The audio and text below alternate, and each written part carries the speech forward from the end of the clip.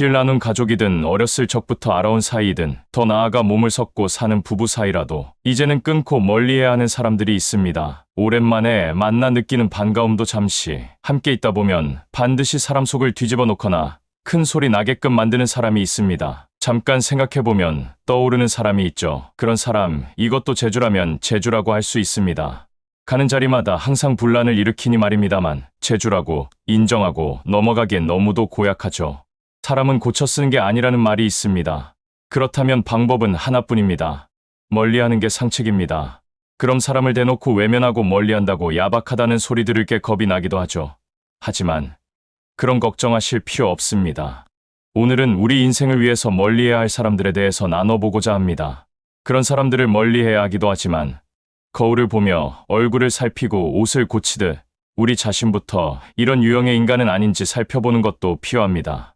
빨리 끊어내야 하는 사람 첫 번째는 뒤끝 없다고 본인은 말하지만 사소한 일에도 목숨 거는 유형입니다. 조금만 불쾌해도 앞뒤 안 가리고 성을 크게 내서 그냥 지나칠 수도 있는 일도 결국 큰일로 만들어버리는 사람입니다. 이런 사람과 함께 있으면 언제 무슨 일이 일어날지 몰라 전전긍긍하게 됩니다. 자꾸 눈치를 보게 되죠. 이런 사람은 시한폭탄과 같은 존재입니다. 다혈질이라고 표현하지만 그렇게 쉽게 넘어갈 것이 아닌 것이 그냥 단순한 성격의 문제가 아니라 자기 감정을 통제하지 못하는 분노 조절 장애를 겪고 있는 것이 진짜 모습이기 때문입니다. 이런 유형의 인간들은 자기 자신을 뒤끝 없는 사람이라고 소개하기도 합니다. 누가 성격을 물어보지도 않았는데 이상하게도 자기 성격을 먼저 말해버립니다. 이렇게 자신을 뒤끝 없는 사람이라고 묻지도 않은 성격을 미리미리 말해주는 것은 다름 아니라 나는 언제든지 수틀리면 내 마음대로 하는 성격이니까 내가 알아서 처신해라. 이런 말로 볼 수 있지 않을까 싶습니다.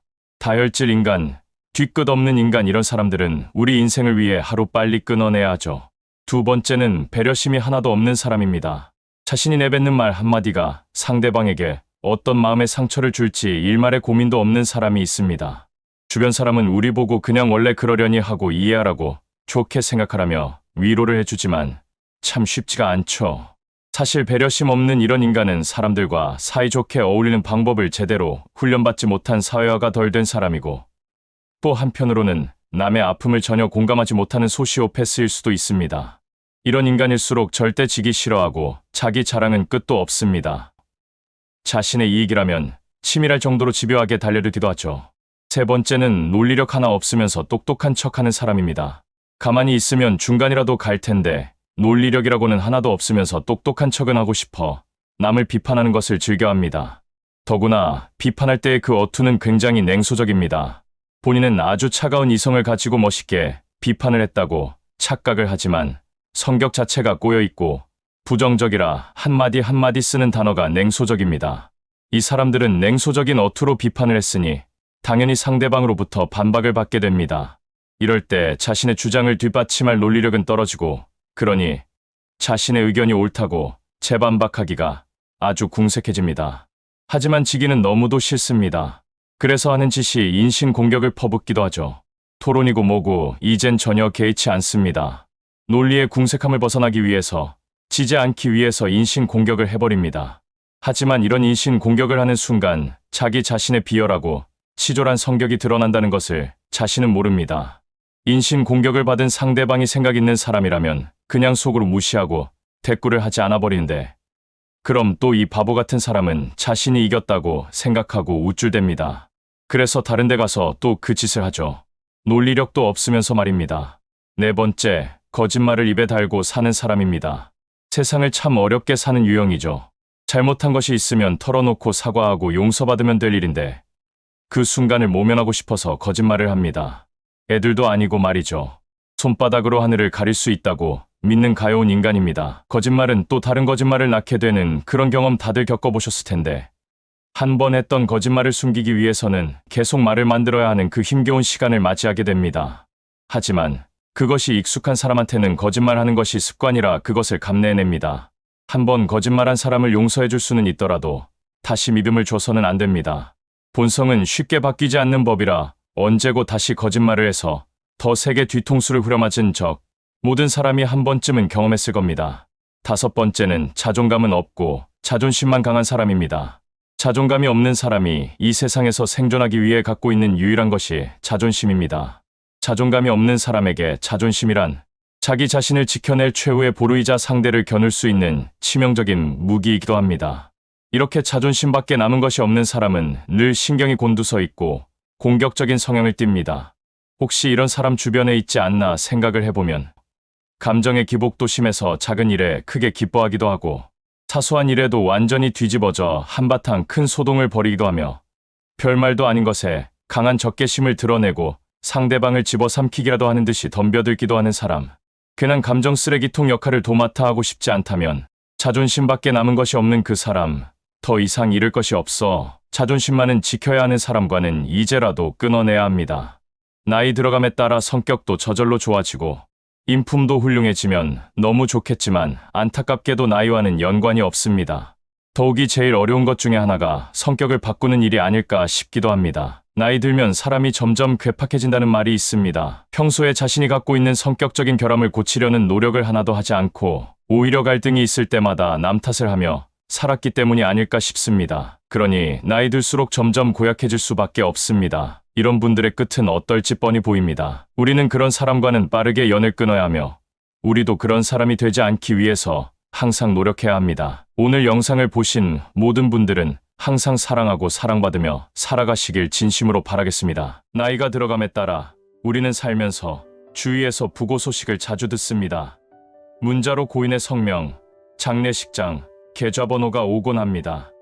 또는 신문에 부고 소식이 올라오기도 합니다. 기사에는 고인의 학력, 경력, 업적이 간략히 언급됩니다. 젊었을 때는 나와 관련이 없다고 생각했지만 늙고 병들기 시작하면 이제는 나와 거리가 먼 이야기가 아니라는 것을 새삼 깨닫기도 합니다.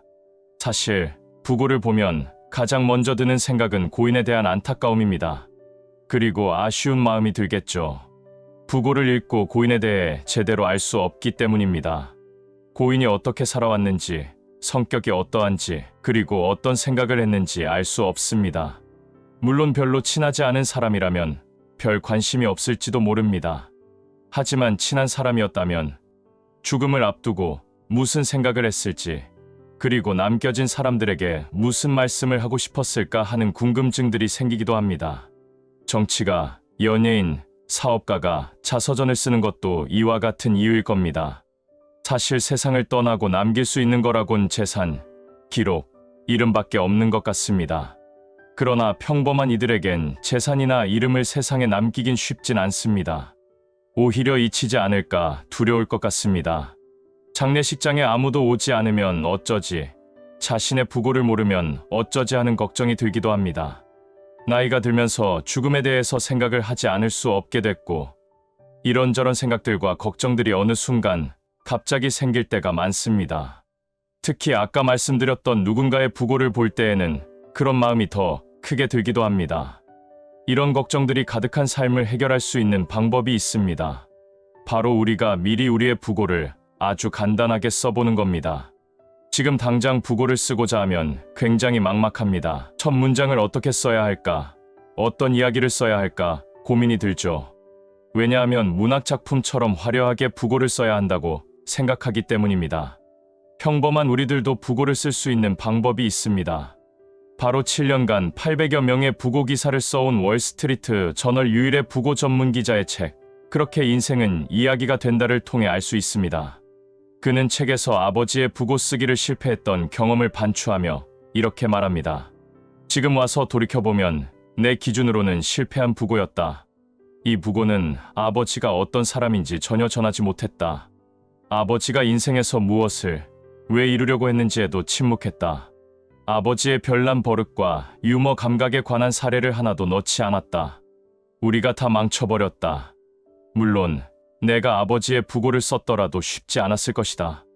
나는 18살까지 부모님 댁에서 살았고 그 뒤 20년간 적어도 1년에 한 번씩 아버지를 만났다.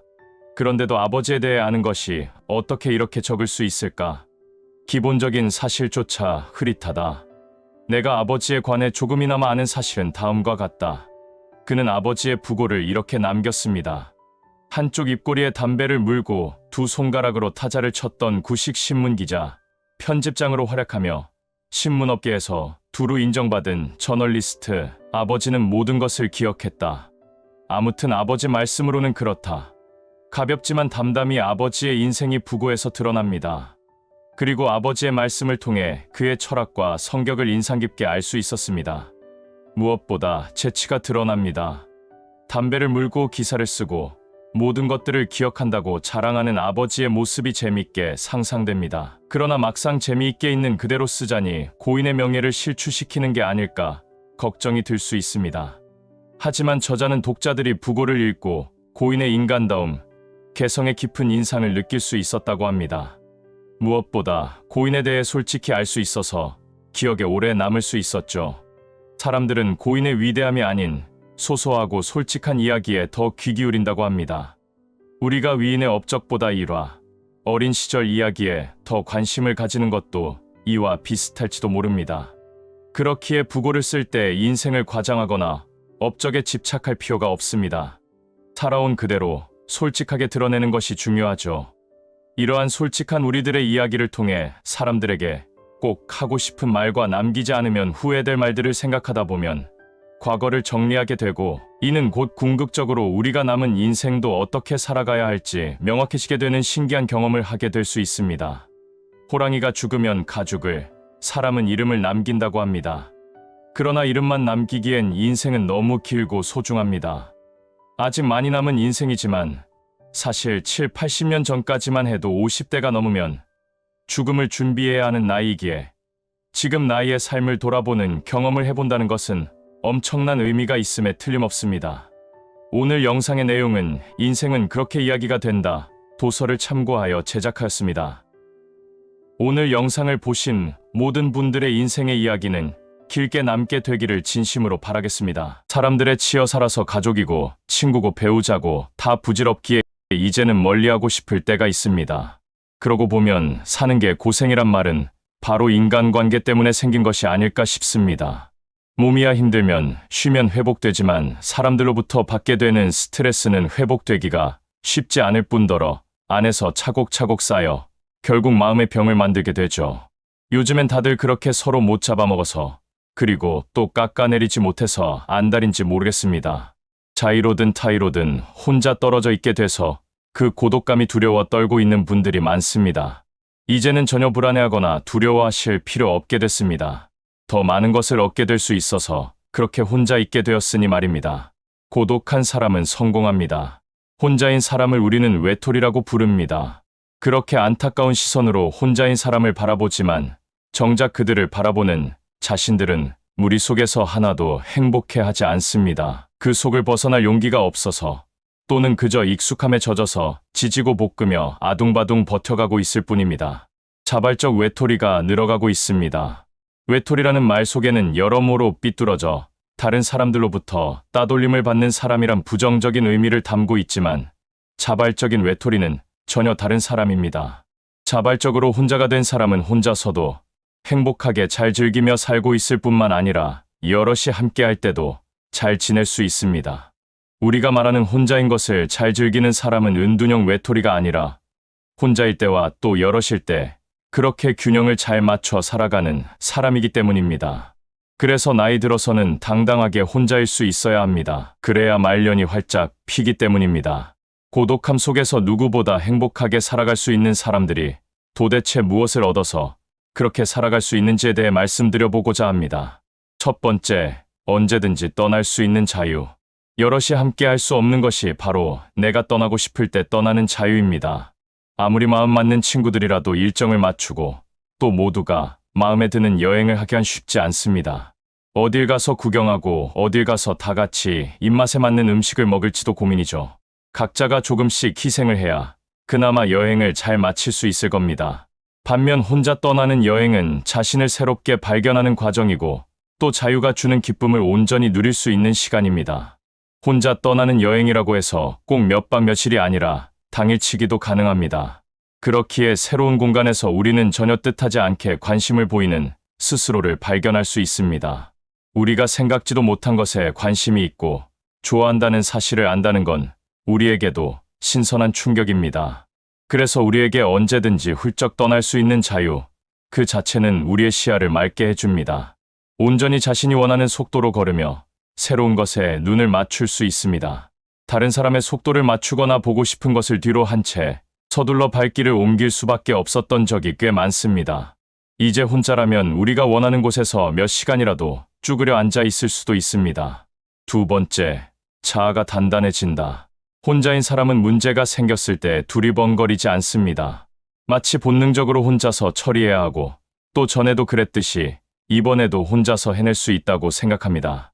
혼자라는 것은 물리적으로 누군가와 거리를 두고 떨어져 있다는 것뿐만 아니라 정신적으로도 모든 일들을 혼자서 돌파해내겠다는 굳센 의지의 반영이기도 합니다. 불평불만을 드러내며 투덜대지도 않습니다. 그렇게 하나하나 아주 사소한 일에서부터 직접 해결해 가면서 자신에 대한 믿음이 점점 두터워지죠. 누구도 아닌 자신을 신뢰한다는 것만큼이나 세상 살아가면서 든든한 배경이 또 있을까 싶습니다. 그래서 늘 쾌활하고 긍정적이면서 당당할 수밖에 없습니다. 어떤 비바람이 불어도 잘 버텨내는 한 그루의 뿌리 깊은 나무처럼 어떤 일이 닥쳐도 의연하게 대처할 수 있는 능력을 갖춰가게 됩니다. 세 번째, 스스로에게 몰입할 수 있는 기회가 생긴다. 하루하루 변화하는 자신을 보는 기쁨을 누리는 사람들이라면 몰입의 힘이 얼마나 강한지 잘 아실 겁니다. 자신이 하고 싶었던 것에 그야말로 미친 듯이 신들린 듯이 빠져들어 에너지를 쏟아붓게 되면 놀라운 변화와 성장을 이루게 되죠. 코로나19로 인해 바깥 출입이 자유롭지 않자 집에서 혼자 즐기는 새로운 길을 모색하는 분들이 많이 생겨났었습니다. 그림을 그리기 시작하거나 어플을 통해 독학으로 악기를 배웁니다. 또 글을 쓰거나 캘리그라피를 익히는 분들도 계십니다.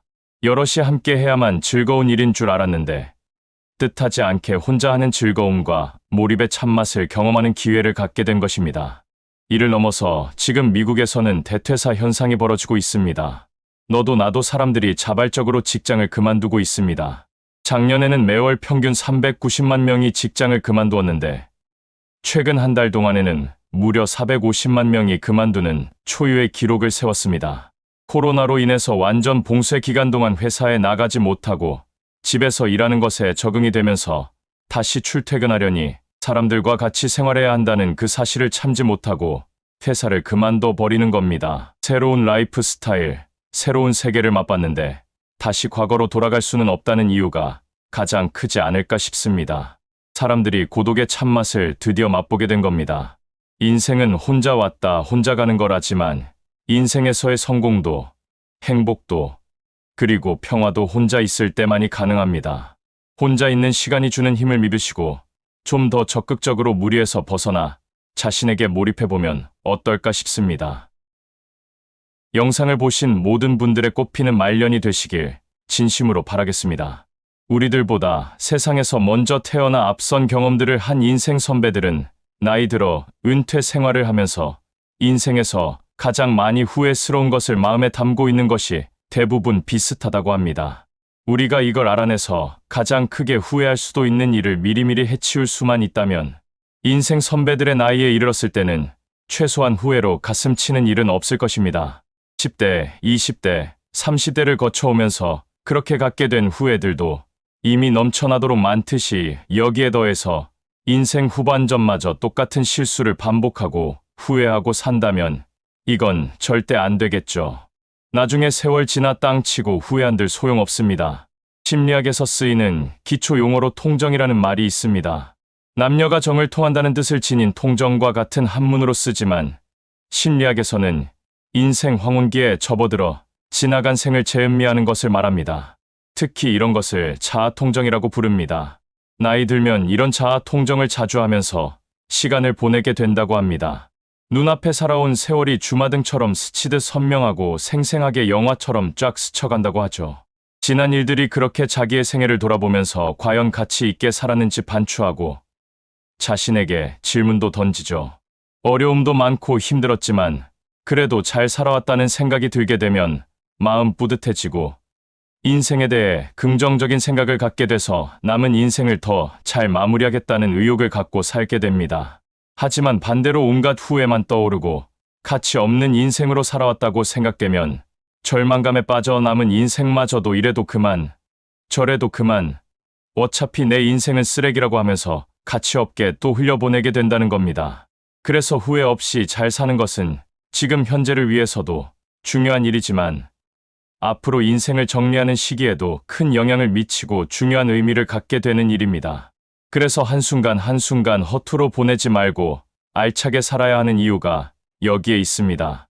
미국 코넬대에서 인간 생태학을 연구하는 칼 필레머 교수는 은퇴 생활을 하는 65세 이상의 1,500명과 인터뷰를 통해 조언과 지혜를 수집했습니다. 그리고 당신의 삶을 되돌아봤을 때 가장 후회하는 것이 무엇인지에 대해서 질문을 던졌습니다. 인터뷰에 응했던 황혼기를 보내고 계신 분들이 어떻게 답했을까요? 가장 많은 답변으로 나온 것은 바로 쓸데없이 걱정하는 것으로 시간을 낭비하는 것이었습니다. 아직 일어나지도 않았고 일어나지 않을 개연성이 상당히 높음에도 하게 되는 쓸데없는 걱정과 또 일어난다고 해도 우리가 어떻게 해볼 도리가 없는 능력 밖의 일이거나 불가항력적인 일에 대한 지나친 걱정으로 인생에서 제일 소중한 자원인 시간을 허투루 보낸 것을 사람들이 가장 많이 그리고 가장 크게 후회하는 것으로 꼽았습니다.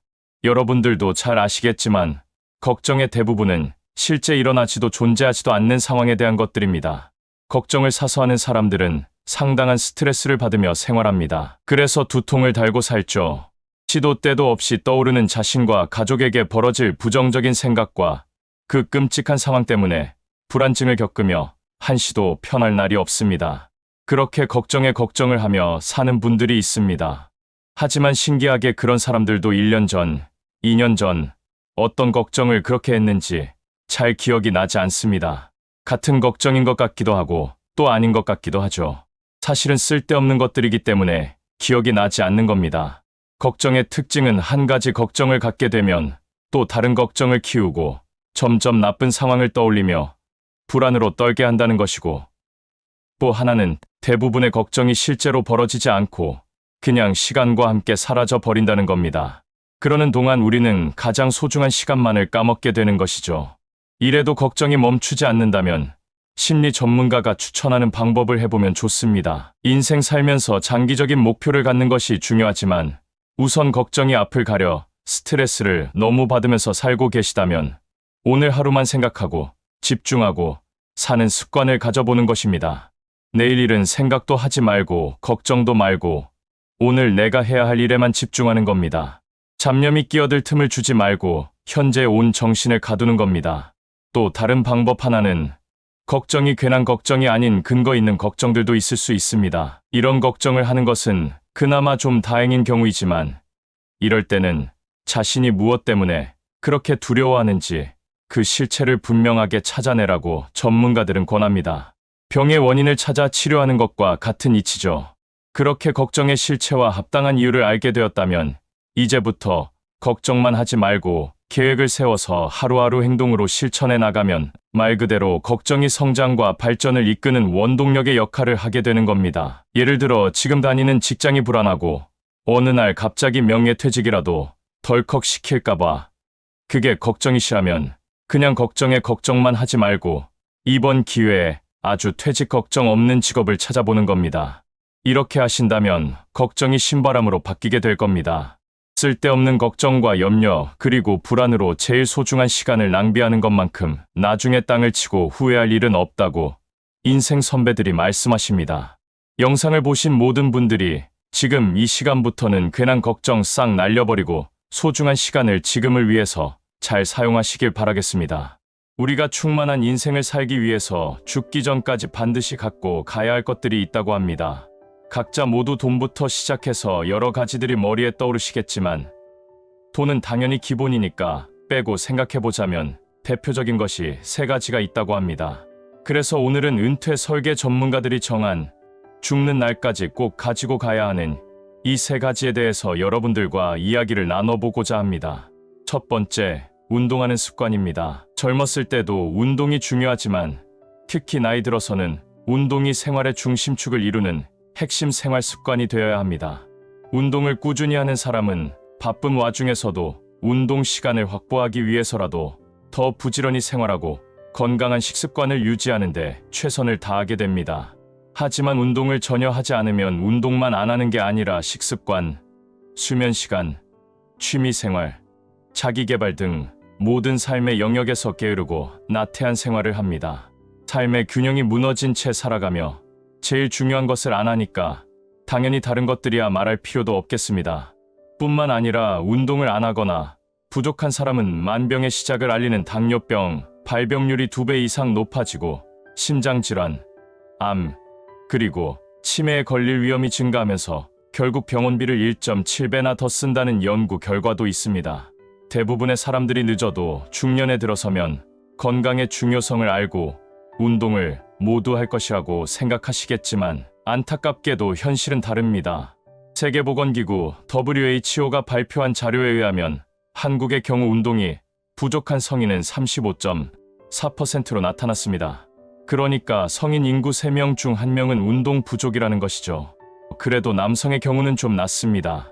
운동이 부족한 성인 남성은 29.5%였지만 여성은 무려 41%에 달했습니다. 여성 2명 중 1명은 운동 부족 상태인 겁니다. 인생 후반전에 들어서면 어떻게 살아야 잘 사는 건지 생각들이 많아집니다. 이걸 해야 할까, 저걸 먼저 해야 할까, 마음이 혼란스러워지기까지 하죠. 그럴 때는 묻지도 말고 따지지도 말고 운동부터 시작하면 됩니다. 앞서 말씀드린 것처럼 운동은 생활의 중심축을 이루는 핵심 생활 습관이기 때문입니다. 두 번째, 책 읽는 습관입니다. 우리가 어렸을 적 책 많이 읽으라고 귀가 따갑도록 아주 많이 들었지만 나이 들어서도 책 읽기는 여전히 중요합니다. 영국의 유명 대학 인지신경심리학과 연구팀은 독서, 산책, 음악 감상 등이 가진 스트레스 해소 효과를 연구했는데 그중 독서가 스트레스를 68%나 감소시켜서 가장 효과가 큰 것으로 나타났습니다.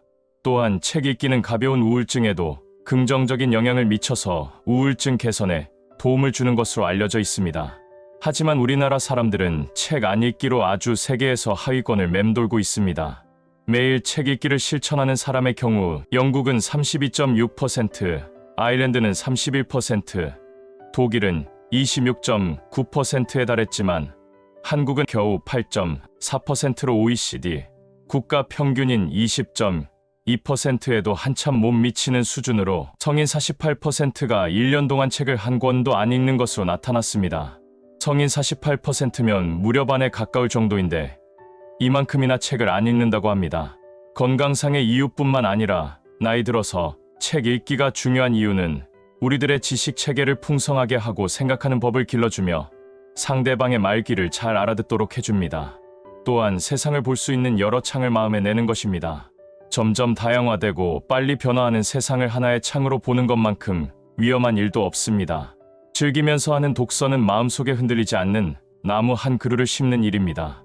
내면의 나무들이 건강하게 자라는 생명력이 넘치는 생태가 형성되면 어지간한 어려움에 꺾이지도 않고 시들지도 않게 됩니다.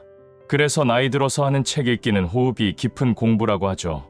일도, 사랑도, 꿈도 마음처럼 이루어지지 않아 괴롭고 힘들다면, 무심하게 흘러가는 시간 때문에 마음이 조급해진다면, 하루하루 더 좋은 사람으로 성장하고 싶다면 하루에 단 30분이라도 진심으로 즐길 수 있는 호흡이 깊은 공부를 시작하시길 추천드립니다. 세 번째, 경험하기입니다. 성장하고 싶다면, 인생을 신명나고 활기차게 살고 싶다면 적극적으로 새로운 경험을 찾아서 즐길 줄 알아야 합니다. 경험은 새로운 세계를 몸과 마음으로 만나는 의미뿐만 아니라 자기 자신을 이해하게 되는 기회를 제공해 줍니다. 자신조차도 미처 알지 못한 자신의 흥미와 관심, 재능과 취향을 깨닫게 해주는 것이 바로 경험입니다. 우리들이 그렇게 여행을 좋아하는 이유가 바로 여기에 있습니다. 그렇게 경험은 사물과 현상을 여러 각도로 두루두루 살펴볼 수 있는 넓은 시야를 주고 다른 사람의 일과 인생에 대한 공감의 폭을 넓혀줍니다. 또한 복잡하게 얽히고 설킨 세상의 흐름을 이해하고 본질을 꿰뚫어 볼 수 있는 통찰력도 길러주죠. 아무쪼록 새로운 경험을 두려워하지 않고 살기 위해서는 호기심을 놓아서는 안 될 일입니다.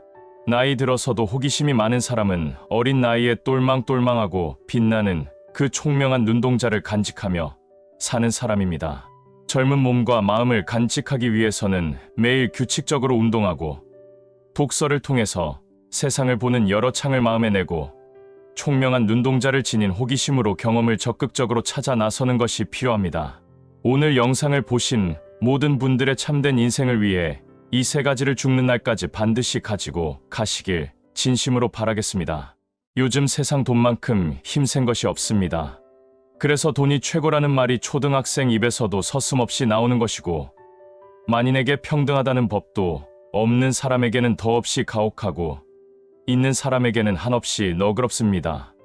그래서 무전유죄, 유전무죄라는 그 유명한 말이 생겨버렸죠. 세태가 이렇다 보니 돈이면 가족도 친구도 다 필요 없다 하는 사람이 생기고, 돈이라면 눈이 멀어 앞뒤 가리지 않고 달려드는 사람들이 있습니다. 특히나 없던 사람이 돈을 벌게 되면 제일 먼저 차 바꾸고 친구 바꾸고 나중에는 아내도 바꾼다는 말이 있듯이 돈은 사람을 변화시키고 또 돈을 통해 그동안 숨겨져 있던 사람의 본질이 드러나기도 합니다. 그래서 오늘은 돈 앞에서 사람이 어떻게 자신의 밑바닥을 드러내게 되는지 여러분들과 이야기 나눠보려고 합니다. 세상을 지배하고 있는 돈 앞에서 인간으로서의 자존감을 잃지 않고 살고 싶으시다면 오늘 영상 끝까지 함께해 주시기 바랍니다. 개같이 벌어 정승같이 쓰라는 말이 있습니다. 간 쓸게 빼놓고 오만 더러운 걸 다 참아가면서 모으고 아끼고 잘 굴려서 부자가 된 후에 돈 쓸 때는 훌륭하게 써야 한다는 가르침이겠습니다만 천만의 만만의 말씀이죠. 평생 노점을 하며 모은 돈을 장학금으로 기부하는 분들이 간혹 계시긴 하지만 엄밀하게 말해서 이분들이 큰 부자가 되신 건 아닙니다. 정말이지 젊은 시절 있는 고생 없는 고생 다해서 그 돈을 끌어모아 수십억, 수백억 자산가가 된 분들 중 상당수가 없는 사람에게 더 모질게 대하고 베풀며 살기보다는 여전히 탐욕을 감추지 않고 돈에는 아주 지독한 수전으로 살아가는 모습을 볼 수 있습니다. 돈의 노예가 되어버린 것입니다. 수십억, 수백억 같은 큰 돈 앞에서만 사람이 변하는 게 아니라 상대적으로 적은 돈 앞에서도 본질이 낱낱이 드러나기 마련입니다. 돈 앞에서 드러나는 인간의 밑바닥 첫 번째는 바로 지출 영수증을 보면 마음이 향하고 있는 것을 알 수 있다는 것입니다. 내 자신이 어떤 인성과 품격을 지녔는지 보여주는 것은 많이 있습니다. 대개는 말이나 어투, 옷차림, 태도 등을 통해 한 사람을 파악할 수 있습니다만 이런 것들은 남에게 잘 보이기 위해 얼마든지 꾸밀 수가 있죠. 특히 말은 본심과 상관없이 상대의 마음을 사기 위해서 얼마든지 듣기 좋게 말할 수 있습니다. 하지만 돈은 그렇지 않습니다. 돈을 마음이 없는 곳에 허투루 쓰는 사람은 없기 때문입니다. 아무리 돈이 많은 사람이라도 마음 가지 않는 것에 돈을 쓰는 법은 절대 없습니다. 내가 갖고 싶은 것, 내가 사랑하는 것, 내가 필요한 것에 돈을 쓰게 되어 있습니다. 남을 위해 돈을 썼더라도 그 상대에게 마음이 갔기 때문에 밥 한 끼라도 사는 것이죠. 그래서 돈을 쓴 지출 영수증을 모아서 쭉 살펴보면 그 사람의 마음이 어디로 향하고 있는지 알 수 있겠습니다. 배우자의 행동이 의심스러우면 가장 눈여겨보게 되는 것이 있습니다. 배우자의 핸드폰을 제일 먼저 살펴보겠지만 그 다음으로는 아마도 신용카드 지출 내역일 겁니다. 그 지출 내역을 쭉 보다 보면 이 사람의 마음이 어디에 쏠려 있는지 다 나타나기 마련입니다. 여러분은 요즘 어디에 마음을 쓰고 계십니까? 지출 영수증을 한번 살펴보면 생각지도 못했던 자신의 마음이 향하고 있는 것을 발견할 수도 있겠습니다. 두 번째는 바로 억눌렸던 욕망이 드러나고 증폭된다는 것입니다. 사람에게는 저마다 본성이 있습니다. 타고난 본성도 있을 것이고 성장하는 과정에서 이런저런 환경의 영향을 받으며 후천적으로 길러진 본성도 있겠죠. 그 속에는 좋은 욕망도 있고 또 나쁜 욕망도 한켠에 자리 잡고 있습니다. 씨앗도 여러 환경이 맞아떨어질 때야 비로소 싹을 틔우듯이 우리의 본성과 욕망 또한 그렇습니다. 대개 인간의 본성과 욕망은 돈을 만나면서 우리 내면 속에서 꽁꽁 묶여있던 사슬을 끊고 오랜 잠에서 깨어나 비로소 그 모습을 드러나게 됩니다. 그래서 돈 좀 벌었다는 친척이나 친구가 확 변하는 모습을 볼 수 있는 것도 이와 같은 이유에서입니다. 돈 좀 벌었다고 남 앞에서 거들먹거리고 없는 사람 업신여기고 가르치어들고 바람 피우고 배우자 우습게 아는 그런 사람들이 있습니다. 돈이 없어서 그동안 하지 못했던 본성 속의 욕망과 욕구들이 드디어 돈을 만나면서 마구 표출되는 것입니다. 그전까지 아무리 겸손했고 상냥했고 가정적이었다 하더라도 그건 그저 돈이 없어서 본성이 억눌려 있었을 뿐입니다. 돈이 사람을 망쳤다고 하지만 본성이 발현되어 드러났다고 그렇게 봐야 합니다. 원래 그런 사람이었다는 것이죠. 바람기 있고 이런저런 중독에 취약한 사람인데 돈이 없다면 오히려 다행이라고 여기며 살아야 하겠습니다. 부자가 아니기에 긴장 늦추지 않고 하루하루 열심히 살아가야 하는 지금의 상황 때문에 올바른 사람으로 살아갈 수 있는 것이고 행복한 가정을 그나마 유지하며 살 수 있는지도 모르기 때문입니다. 세 번째, 자존감이 낮으면 공짜를 바란다는 것입니다. 공짜라면 양잿물도 마신다는 속담이 있습니다. 힘 안 들이고 쉽게 얻고 노력한 것보다 더 크게 얻을 수 있기를 바라는 마음은 누구에게나 있죠. 더군다나 그것이 공짜라면 말할 나위도 없는 것이겠습니다. 하지만 공짜 점심은 없다는 말처럼 세상에 공짜는 없는 법이고 반드시 언제고 그 대가를 치르게 되어 있습니다. 뻔히 나중에 크게 대가를 치를 수 있다는 것을 알면서도 돈 앞에서 양심을 저버리는 사람들이 있습니다. 그 대표적인 인물들이 바로 자신의 사회적 지위를 이용해서 뇌물을 받았다가 결국 감옥에 가는 사람들일 겁니다. 우리가 착각하는 것이 뭐냐면 가방끈이 길고 사회적 지위가 높고 명예가 더 높으면 인격적으로도 일반인인 우리보다 그런 사람들이 더 훌륭할 것이라는 착각입니다. 많이 배우고 사회적 지위가 높은 것과 훌륭한 인격을 지닌 것과는 전혀 다른 차원입니다. 그런 게 아니라면 삼성 다니는 사람하고 중소기업 다니는 사람하고 인격의 차이가 있겠죠. 더 배운 놈들이 배운 지식을 좋은 데 쓰지 않고 서민 등 처먹는 데 이용하고 사회적 지위가 높은 사람들이 뇌물을 받거나 기꺼이 사기꾼들의 뒷배가 되어주다가 평생 쌓은 그 명예조차 한순간에 날려먹는 짓을 안타깝지만 우리는 자주 보게 됩니다. 심리학자에 의하면 많든 적든 뒷돈을 받거나 뇌물을 받는 사람들의 가장 큰 특징은 자존감이 낮다는 것입니다. 그리고 공짜를 원하는 사람도 마찬가지입니다. 자존감이 있는 사람이라면 돈 몇 푼에 자신의 양심을 팔지 않는다는 것이죠. 고수익의 원금까지 보장된다는 말을 믿고 미심쩍고 꺼림칙한 마음을 누르고 투자를 했다가 큰 돈을 날린 사람도 마찬가지입니다. 사기를 당한 피해자이긴 하지만 쉽게 돈을 벌 수 있다는 유혹의 욕망을 누르지 못하고 심정적으로 사기꾼들과 한패가 된 것이나 마찬가지니 저 밑에 깔린 심리는 같다고 볼 수 있죠. 친구 만나서 공짜 밥 얻어먹으려고 눈치 살피지 마시고 그냥 마음 편하게 밥 사주면서 친구들 만나 쉬면 됩니다. 자기에게 이익이 되는 것이라면 또 자신의 이익이 조금이라도 손해를 보게 되는 상황에서 낯빛이 바뀌는 것은 물론 전혀 다른 사람처럼 탐욕스러워지는 사람들이 있습니다. 한 인간이 진짜 자신의 민낯을 드러내는 순간입니다. 우리가 알았던 사람하고 전혀 다른 모습을 말이죠. 돈이 인격이고 돈이 사람보다 위에 있는 세상이지만 그래도 돈의 주인이 아니라 노예로 살아가는 일이 없도록 늘 살피면서 살아야 할 일입니다. 그렇지 않으면 모든 일에 돈을 앞세우게 되니 인생에서 진짜로 중요한 것들을 잃을 수도 있습니다. 오늘 영상을 보신 모든 분들이 눈앞에 놓인 돈 몇 푼의 욕망을 드러내지 말고 돈의 주인으로 살아가시길 진심으로 바라겠습니다. 전문가들이 매스컴을 통해 젊었을 때부터 차근차근 노후 준비를 시작해야 한다고 그렇게 닥달했는데도 노후 준비가 부실한 듯한 느낌이 드는 것은 사실입니다. 돈 문제 말고는 다른 이유가 없다고 생각하는 분들도 많지만 사실 경제적인 문제가 노후 준비를 못하는 유일한 원인이 아니라는 것이 문제입니다. 꽤 잘 벌고 여유 있게 살고 있어도 노후 준비에 게으르거나 못하고 있는 사람들이 많기 때문이죠.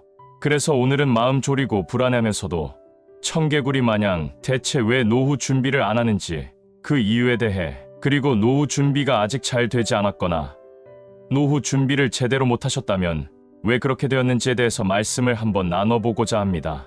옆에서 아무리 뭐라 그래도 사람이란 자기 마음이 동해야 움직이는 법입니다. 노후 준비도 마찬가지가 아닐까 싶습니다. 그러나 전문가가 뭐라 하든 언론이 난리 법석을 떨어도 금융기관이 그냥 거지될 것처럼 겁을 줘도 피부에 와닿지가 않죠. 그리고 자녀들 교육비 등 발등에 떨어진 불부터 끄다 보니 먼 훗날에 나올 것 같은 노후 준비를 위한 준비는 늘상 뒤로 밀리기 일쑤입니다. 하지만 현실은 늘 예상보다 먼저 닥치기 마련입니다. 우물쭈물하다가 내 이럴 줄 알았다는 탄식이 절로 나올 그 가혹한 상황은 언제나 일찍 우리를 찾아옵니다. 개인들마다 사정이 좀 다르긴 하지만 전문가들이 꼽은 노후 준비에 게으르게 되는 대표적인 3가지 심리에 대해서 말씀드리고자 합니다. 전문가들이 말하는 노후 준비를 안 하는 첫 번째 이유, 그때가 되면 또 어떻게 되겠지 하는 막연하고 위험한 낙관주의 때문입니다. 지금까지 고비를 잘 넘기고 살아왔으니 은퇴한 이후에도 궁여지책으로라도 방법이 생겨서 별 무리 없이 살게 될 거라는 위험한 낙관주의가 우리 마음에 도사리고 있습니다. 두 번째 이유는 모르겠다는 식의 반포기 심정입니다. 노후 준비를 하고 싶어서 좀 이것저것 들여다보고 여기저기 알아보면 알아볼수록 사람을 포기하게 만들기도 하죠. 은퇴하고도 남은 3, 40년을 살려면 사는 집을 제외하고도 현금 10억이 있어야 한다. 20억이 있어야 한다. 이런 말들 많이 듣게 됩니다. 이런 얘기를 들으면 사실 입안에서 쓴맛이 나기 시작하면서 될 대로 되라는 식의 심정이 앞서고 노후 준비라는 얘기만 들으면 일부러라도 외면하게 됩니다. 세 번째 이유로는 그래도 은근히 자식들에게 기대를 걸어보는 심리가 남아있다는 것입니다. 밑빠진 독에 물 붓기 투자 수익률을 생각하면 절대 할 수 없는 투자, 결국 회수할 수 없는 매몰 비용으로 설명되는 것이 자녀 교육 비용입니다. 합리적이고 이성적으로 그리고 머리로만 생각한다면 도저히 지출할 수 없는 돈이죠. 자식 덕 볼 생각이 손톱만큼 없다고 하지만 사실 마음 한구석에는 그래도 내 자식들은 키워준 부모 나 몰라라 하지는 않겠지 하는 은근한 기대 심리가 마음 한구석에 있다고들 합니다. 노후 설계 전문가들이 경제적인 문제를 떠나 우리가 노후 준비에 게으르게 된 이유를 이렇게 3가지를 말씀드렸는데 사실 이게 전부 다가 아닙니다. 우리 뇌의 작동 원리도 노후 준비를 방해하는데 아주 큰 역할을 한다고 합니다. 심리학자들의 연구에 따르면 자신에 대해 생각할 때는 우리 뇌의 전두엽에 불이 켜진다고 합니다. 스파크가 일어나면서 엄청 쌩쌩 돌아가는 거죠. 반대로 다른 사람에 대해서 생각할 때는 이 전두엽이 전혀 반응하지 않습니다. 내 자신이 아니라 남의 얘기이기 때문이죠. 그렇게 바쁘게 머리를 굴릴 필요가 없는 겁니다. 그런데 이상하게도 미래에 은퇴한 이후에 자신에 대해서 생각할 때도 남 생각할 때와 똑같이 전두엽이 전혀 반응하지 않는다고 합니다.